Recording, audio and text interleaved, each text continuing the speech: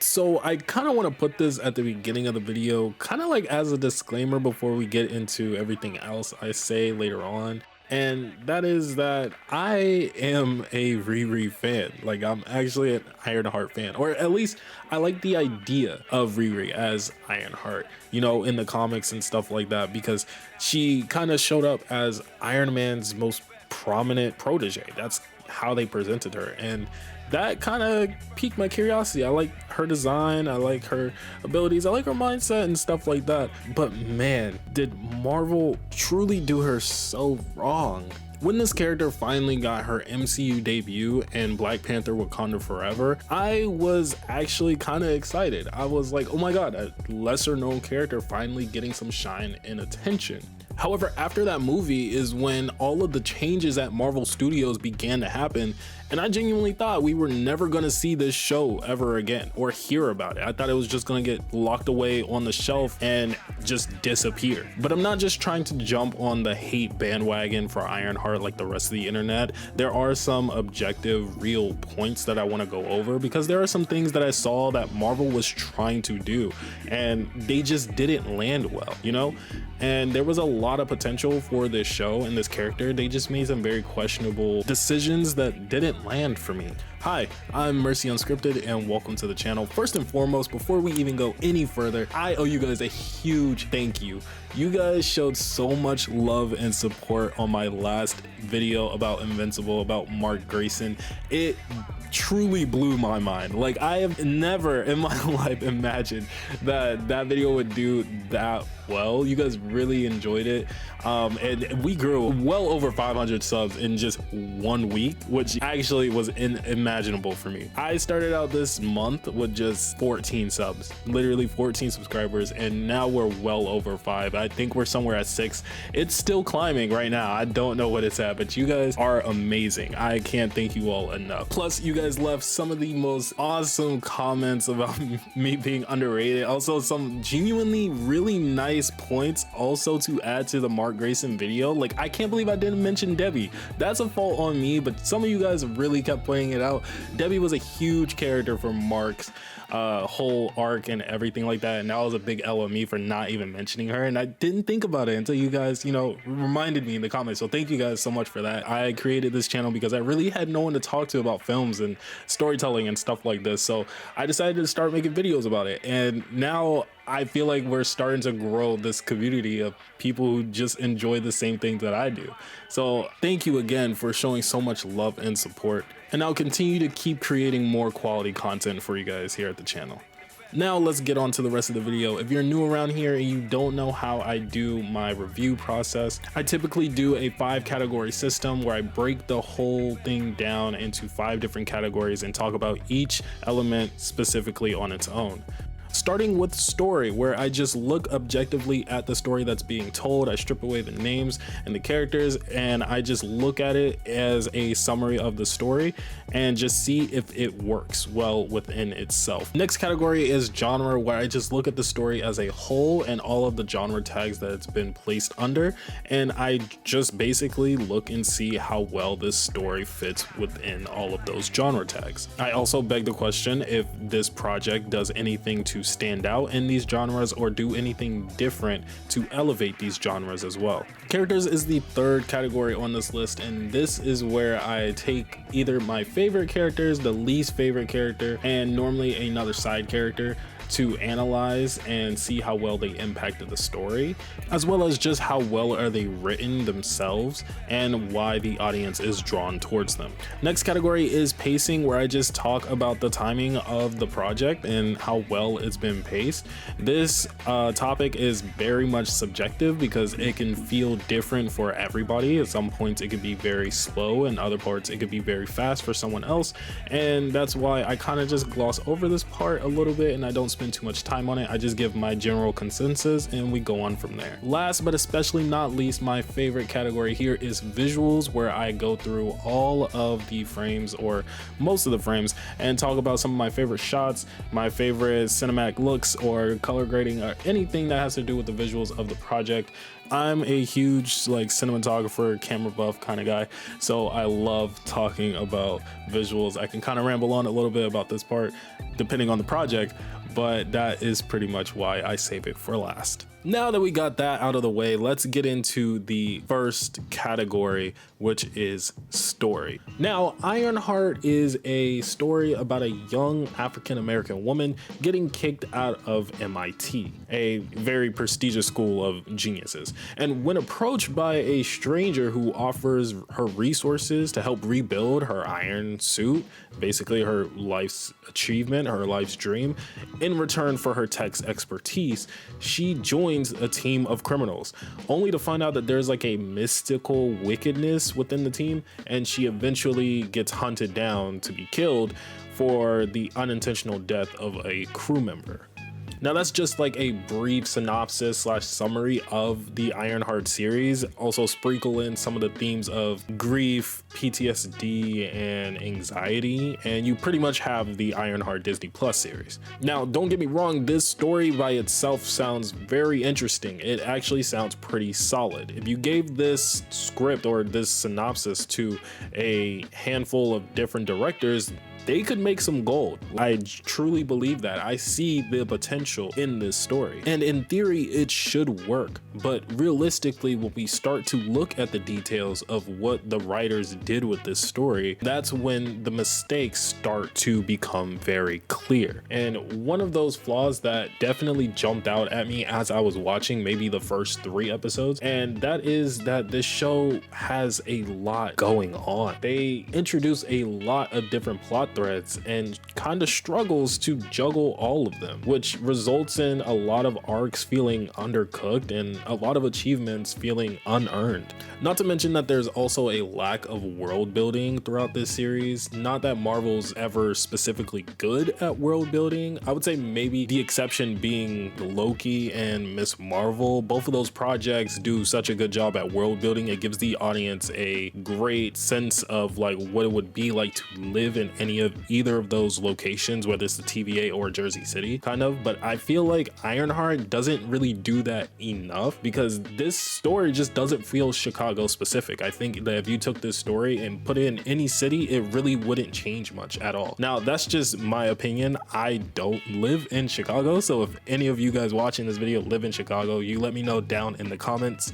Does this series do a good job at showing off Chicago culture? This story is supposed to be about Riri's origin and her emotional arc dealing with grief and the death of her best friend and her stepfather. However, a lot of those elements get rushed and are emotionally like underdeveloped because the show just shifts its focus so quickly onto other arcs. And instead of exploring her grief more deeply on an emotional level, the show just mostly tells us when she's hurting without actually giving us space to sit and breathe with her connections to these people. The show also wanted to explore the tech versus magic conflict with Riri's logical and science-driven mind and the Hood's magic cloak and the emergence of Mephisto, but it was so very much lightly explored for some reason. And like the concept of technology versus mysticism is very compelling. I feel like that is the most interesting theme of the entire story, at least to me. But because it didn't really get explored that much, the result just ended up being just a cool idea that never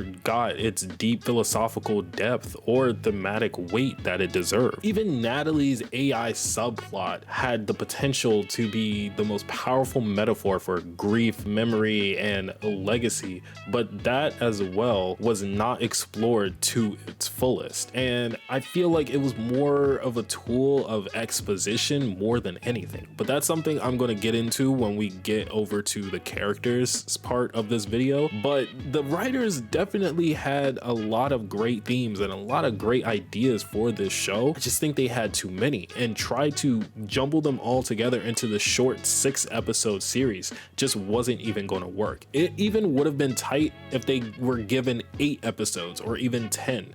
It just wasn't enough space, and that ultimately led to this messy story that we have now. Moving on to the next category in this video, let's talk about characters. First up being Riri Williams herself. Now, Riri is a brilliant yet flawed and emotionally raw young woman, caught between invention and identity. Her heroism isn't about flashy suits, it's about turning her loss into strength and defining herself in a world that wants to define her first. Here's a quote from the first episode. "They look at me and see a kid or a project. I'm not here to be studied, I'm here to change the world." Now, they gave this character a lot of ambition right off the bat. Gave her that spunky attitude that we were introduced to way back in Wakanda Forever, and kind of kept it up to par within these first 3 episodes. Now, after this point is where my problems with Riri start to arise.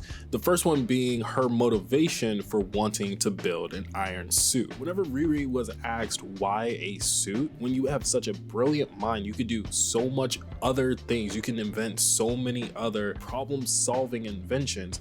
Why would you build a suit? Riri's answer always was, because I could. And I understand what the writers were going for when they wrote that, and I see the vision behind it. However, it never landed for me. It just didn't hit. Like, yes, I understand that you're a young black woman and there are some things that people say you can't do or you just want to do for yourself. Like in the comics, Riri Williams initially built the Ironheart suit just to dare herself, just to challenge herself to see if she could. And I feel like that's the coattails that they're kind of hanging off the back of here with the show, where it's just, she's just doing it as because I could kind of thing. And that's completely fine, as long as it would have evolved into something more personal for herself. Even in the comics, Riri built her suit because of the direct connection it had towards Natalie and her stepfather. With both of them being shot in a drive-by during a picnic one day, they both were shot in the heart, and it drives Riri insane. It drove her into building these suits. In the comic panel that I'm talking about in Invincible Iron Man, her and Tony, the AI Tony, were having a debated argument about her not having any friends since Natalie passed away. And during this argument, she was explaining on how they died. And after explaining that they were both shot in the heart, Tony walks up to her and says, "Now you build suits." Basically calling her out on why she actually builds suits. And it's because so she doesn't feel powerless anymore. And this is actually how she got the name Ironheart, is because she built an iron suit around the heart where her 2 loved ones had died from. Now in the show, they never actually call her Ironheart. They never actually gave her the name throughout the show. But if they would have adopted that reasoning, it actually would have hit a lot more emotionally. And the thing is, I completely understand them going the route of just having her say, "because I could," because she's past the point of justifying herself and asking for permission to change the world or to innovate certain ideas or things like that, rather than her just blatantly coming out and saying that I'm emotionally connected and I feel powerless to protect my loved ones, that I need something to help me do that. And that is what I find in this suit. A similar thing happened with Tony in Iron Man 3, where he was literally just building suits out of desperation to protect Pepper, to protect everyone that he loves. He literally had sentries walking around the house scaring Pepper out of her sleep because he was afraid of someone attacking. And Riri is no different around this time of the story. They were both suffering from PTSD, and this was an intentional flaw given to Riri by the writers, by having her come off with this very strong sense of confidence by saying, "because I could." She's really just covering up all of the grief, anger, and fear that's truly motivating her to build her suit. And that actually carries me on to my second point I wanted to talk about with Riri, is that she had really good flaws. However, she didn't develop enough past them. At the beginning of Iron Man 3, Tony struggles with PTSD and the fear of not being able to protect his loved one without a suit. So he overcompensates and builds an arsenal of them. Now you might be asking, why am I comparing these two characters in this specific scenario? Because both of these characters use technology to manage their grief and anxiety, but then realize by the end of it that it's not enough. And by the end of Iron Man 3, Tony realizes that he actually is enough without the suit and decides to destroy all of his suits. But by the end of Ironheart, Riri takes a completely different path and literally makes a deal with a devil, which further just shows the audience that this character has not fully processed or come to terms with her grief and loss, thus making her character arc not finished. And that worries me because the way that this show is getting rated right now, I'm not entirely sure if we'll ever get a chance to see what this looks like fleshed out in another season, in a season 2. The next time we see Ironheart will probably be in a joint project where this plot point may never even come up. They will be facing something completely different, if at all, if that ever actually happens. So I feel like they started something that they may not actually get a chance to finish. And in my opinion, I kind of feel like they should have started it a little earlier. Now that's a pitch that I kind of saved for the end of this video, so stick around to the end to hear my pitch on how Ironheart could have been a lot better. Now that brings me to my last point that I want to talk about with Riri, and I know there's so much more that I could add to this section of her character, but for the sake of video's length and not having you guys sit here for an entire hour, so if you have anything to say about Riri's character, you can leave them down in the comments below and I will happily engage in conversation with you guys. But the last thing I want to talk about is how Riri takes up the mantle of Tony Stark's legacy. In the show, Riri emphasizes that she does not simply want to imitate Tony Stark. She represents the next generation of heroes inspired by him, just only on her own terms. Riri's goal is to improve on Tony Stark's legacy, specifically his approach to safety. In the show, she emphasized that she wants to revolutionize safety by creating a suit that was originally intended for first responders and emergency personnel to prevent tragedy. And I feel like that's something that was misinterpreted or misunderstood a lot by fans who kind of saw the trailer and thought this was gonna be a replacement for the mainline Iron Man. Ironheart was never meant to be a replacement for Iron Man. Even in the comics, she has never replaced Iron Man on the main Avengers team. She does, however, be on the young Avengers team at certain points. That is normally where she stays, and she has helped the mainline Avengers teams in certain occasions and stuff, but she has never actually officially been on the team as a normal Avenger or replaced Tony in any capacity, at least as of yet. Obviously we know MCU has different plans maybe, but in the story, when the writers briefly mentioned how Riri wanted to revolutionize and build upon Tony Stark's safety protocols, I was actually surprised because that's a good moral compass for her to have. That's like a great ambition. I was really excited for that being her reasoning for wanting to create, for wanting to be an engineer, to be an inventor, is to make the world a better place. And that's kind of what Ironheart is all about. Even in the comics, she builds suits and she is an engineer to prevent tragedy. That is kind of like her contrast between her and Iron Man, where his suits kind of are like tools that can be used for destruction and other things, but he uses them for saving lives, whereas Ironheart realizes and sees Tony Stark's mistakes with his suits and his ideology behind certain things and changes it for the better, where she wants to create suits to prevent tragedies, to prevent catastrophes. That comment in the show felt like a step in the right direction. However, it was never explored upon. And that seems to be a reoccurring theme with this show, is that they had so many good ideas, just not enough time to flush them out. Okay, now moving on to the next character I want to talk about, which is Parker. Now, Anthony Ramos is actually such a good actor. I genuinely enjoyed watching him act a lot. Dominique Thorne was also really good. Also, like, just no hate to any of the actors. They kind of did their thing with all their performances, were so good. But Anthony Ramos was probably my favorite to watch on screen. They did his character almost as bad as Riri's, low key. I always have this thing that your story story is only as good as your villain is. If your villain is not good, then the rest of the story suffers because of it. And the thing is, Parker Robbins starts off pretty strong, with very morally complex ideas for a villain. But his motivations later on and why he turns to dark magic are vague and inconsistent at the least. And his revenge on Riri for killing his cousin doesn't really come until later on in the series. So what was his motivation beforehand? Money? And that genuinely makes my head hurt thinking that that was the best motivation that they could have came up with. Like, he was, especially after finding out that his father already had money to begin with and just didn't want him. Parker Robbins is basically just a nepo baby with daddy issues. We already had one of those in the MCU. We don't need another. His ambitions were too small for someone with magic from Mephisto, and I don't even feel like he was using it to its full potential.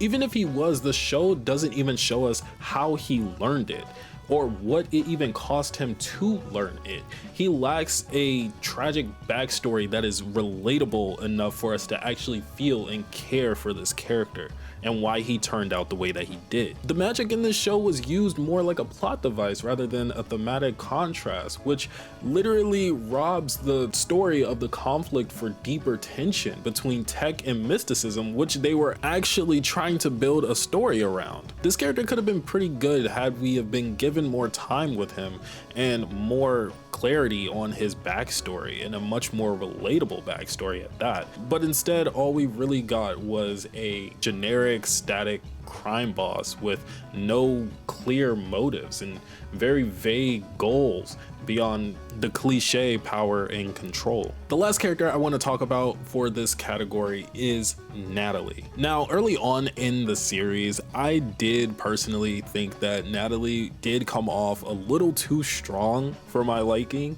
but she is a huge character for Riri's backstory and her motivation in general for doing what she does. Ironheart would not exist without this character.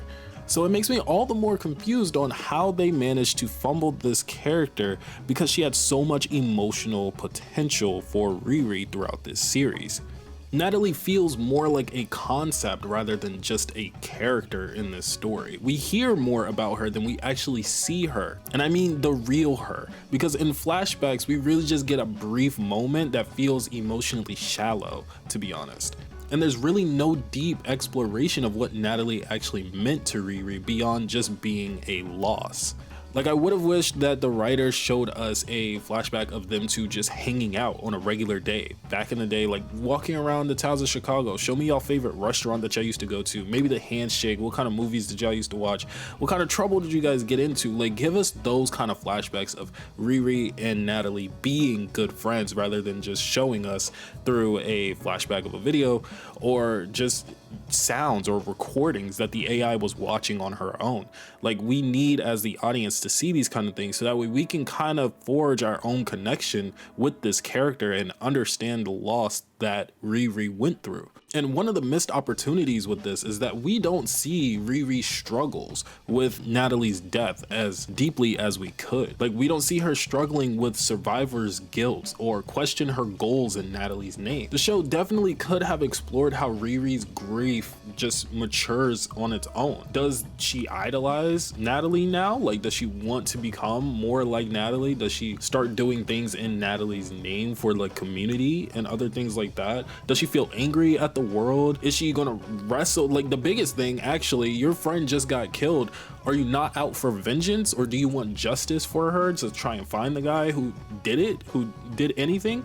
Like, we don't see any of those kind of thoughts race through Riri's minds throughout the show. Like, they don't explore none of that. She's just sad, and that just makes the grief feel a lot more generic rather than personal. In the comics, Natalie is the heart of Ironheart and the soul of Riri's journey, but in this show she really just feels like a footnote in a story about technology. Overall, most of the characters were performed very well. No complaints of any of the performances from all of the actors. It's just the writers that kind of dropped the ball with a lot of the plot points and characterization that could have been done a little better. Moving on to our next category, which is genre, and Ironheart's genre tags are superhero, action, adventure, drama, fantasy, and sci-fi. Now, right off the bat, superhero for Ironheart is kind of sort of. No, I'm kidding.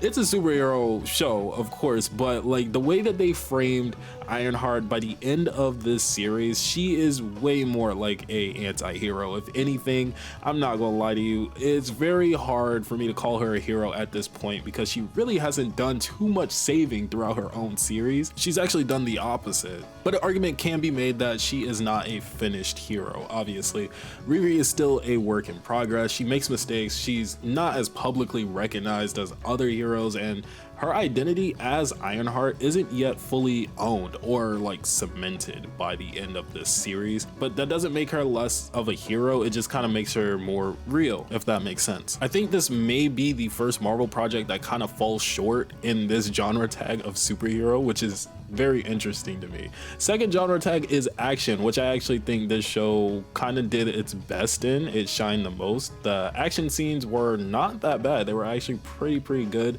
All the fight scenes, whether it was her in the suit or outside the suit, were done great. Choreography was nice, especially the final one, which was really cool. That final fight with the hood was actually so cool to watch, and probably one of my favorite sequences throughout the entire series. Next tag is adventure, which I definitely don't see at all. We stayed in Chicago the entire time. It really feels like they just put that tag on every project for some reason. Next tag is drama. There was a bit of drama here in Ironheart, doing family drama, criminal boss drama. There was a fair bit of drama, so I can give it that. It's not its strongest one, probably its second strongest one, coming right behind action, I would say. The last two genres being fantasy and sci-fi, obviously it fits into both of those, one not being real and the other is being just science fiction, and I think it excels in both of those pretty well. The show doesn't do anything special to elevate either of these genres, or for that matter any of the genres. Honestly, it might have tanked the superhero genre a little bit, but other than that, I don't think it does anything special here. Next category I want to talk about is pacing, and the pacing of Ironheart to me genuinely feels inconsistent. For me, the beginning half felt like it started off too slow and lingered too long on the setup part of the story. The show doesn't actually establish any stakes until episode 3. Which ironically enough was the time that I actually started locking in. Before that point, it took me forever to actually pay attention, to actually look at the screen for longer than 10 minutes. It's just because nothing was going on. Nothing was piquing my interest outside of maybe like the first 10 minutes of the first episode. All the plot threads for the middle half of this, like episode 4 and 5, they just kind of feel all over the place, and it feels so congested and choppy, unfocused even. Episode 5 is kind of where the pacing gets a little bit better, but it kind of doesn't feel like it because this is also part of the story where the writing issues glares its face. This was the White Castle fight, and this show also does another thing where it likes to hold your hand through everything and doesn't think the audience can think for itself, and so that also kind of felt like a drag here as well. But this is where things start to pick up a little too fast, especially towards the end, because let me just list off a few of the things that happen in episode 6 of the finale. Riri unlocks a new suit, she faces off against the hood, has an emotional breakthrough, and makes a moral choice, all within the last final 45 minutes of this show. And it feels so compressed. Like everything, like between episode 4, 5, and 6, it's like it's just all rushed to the end. In my opinion, it just kind of feels too squished together, and it misses some of the key moments, like Riri refusing to weaponize her suit. It happens so quickly and quietly when it should have been the centerpiece of a moment. Like it really should have had its own moment in time to breathe, because that's something that is very important to Riri, but they haven't really established her ethical morals or anything in this show, so of course it kind of just zoomed passes that. But the substance of the final episode was actually really good. Despite all of that, the pacing problems and everything, what happens in the last couple episodes, like the flashbacks with her and her dad as her as a kid, and the fight scene with the hood, like a lot of it had pretty good substance. Like it was also one of the best acting episodes of the entire series. Overall, I will say the pacing was just not great. It was very inconsistent. You guys let me know in the comments what you guys think about that. And now we're going to move on to the last category of this review, which is the visual visuals. Now, I normally have a lot to say about the visuals, but this show really didn't have anything too special. I think I probably enjoyed some of the fights. The camera work with some of the fights, like especially the White Castle fights, that was kind of interesting to watch. And towards the final fight with the visual effects of the magic, obviously that was probably the best action sequence that kind of happened throughout this show, was the final fight between her and the Hood. Love that. That was pretty good. I seriously think the action is probably the show's strongest suit, like actually the strongest aspect of the show. Any shots with the iron suit just looked pretty good, and other than that, like, this show doesn't do anything crazy cinematography wise, I would say, in my opinion. There are a few like heavy Dutch angle shots in the 5th episode for some odd reason, while she's having a conversation with Natalie's brother, the totally not her boyfriend guy. I don't know, I forget his name already because we barely got any time to really hang out with some of these characters and actually understand them, so they're kind of forgettable at this point. But visually, this show doesn't really do anything special. Now, if you made it this far in the video, I do want to give out my pitch for how this show actually could have been better, right? So at the very end of Ironheart, if you actually made it this far into the show, the ending post-credit scene had a shot of Natalie, a real life Natalie, brought to life by Mephisto. Now, hear me out. This is a story about how Mephisto is actually the main villain instead of the Hood. However, Riri and the Hood are a lot more closer as friends than what they already are in the series originally. Doing this early on kind of puts Parker in a better written position for him to be more of a plotting, conniving type of evil villain rather than, like, you know, just plain old crime boss, because he could be manipulating Riri this way by becoming her friend, getting her to lower her guard and actually trust him as a person first, as a friend, as a genuine friend. And they get a little closer personally, not romantically, but personally. Close enough that Parker feels like he can trust Riri enough to tell her the secret of the Hood. And she meets Mephisto personally through him. Now, Riri obviously rejects this because she doesn't really believe in magic, like, at all. So that would be their falling out moment, and they both go their separate ways. Now, when they go their separate ways, this is when Mephisto gets his hands on Riri. And just like Riri rejected the magic that Parker was using, when Mephisto comes to her, she does the same thing. She initially rejects it at first and says no, she wants no part of it, until Mephisto tempts her with the thought of bringing Natalie back. And she lets her temptation get the best of her, and she actually makes the deal, as she does at the end of the series anyways. And now she has a real life Natalie with her, but it comes at a cost, the same cost that, you know, Parker is taking. Now, her and Parker are in the same boat. However, Parker doesn't know this. I think that would make a much more interesting story, because now this is happening maybe around like episode 3, episode 4-ish, and now Riri has to come to terms with this new decision that she has made, this horrible decision. Why is she real again? Like, now she has to explain this to Natalie as well, because Natalie has her memories, like, I'm supposed to be dead. This would have made for a very interesting story of how Riri would have navigated this, how she would have tried to figure things out and using science versus the magic of it all. You let me know down in the comments down below. What do you think of this pitch? And now I can finally give you guys my full rating on Ironheart. Now, this show is definitely at the bottom of the barrel for Marvel shows as they go. It's definitely down there with Secret Invasions, maybe even What If is down there. It's like, it's in the trash can, but it's at the top of the trash can because it could have been really good had they, you know, done some things a little differently and actually fleshed out some characters and not held the audience's hand too much and made a lot of weird. There was a lot wrong with it. There's a lot wrong with it. Okay. So overall, my rating for Ironheart is a solid 6 out of 10. Thank you guys so much for watching. I hope you enjoyed this video, and I hope it doesn't turn out to be too long. As I'm looking at it right now, recording, it's over 50 minutes of audio, and it's so fucking crazy. I hope you guys love the videos. I will keep them coming, and thank you guys so much for all of the love and support on my last one. Can't thank you guys so much again. Please hit the like and the subscribe button, and I'll see you guys in my next video.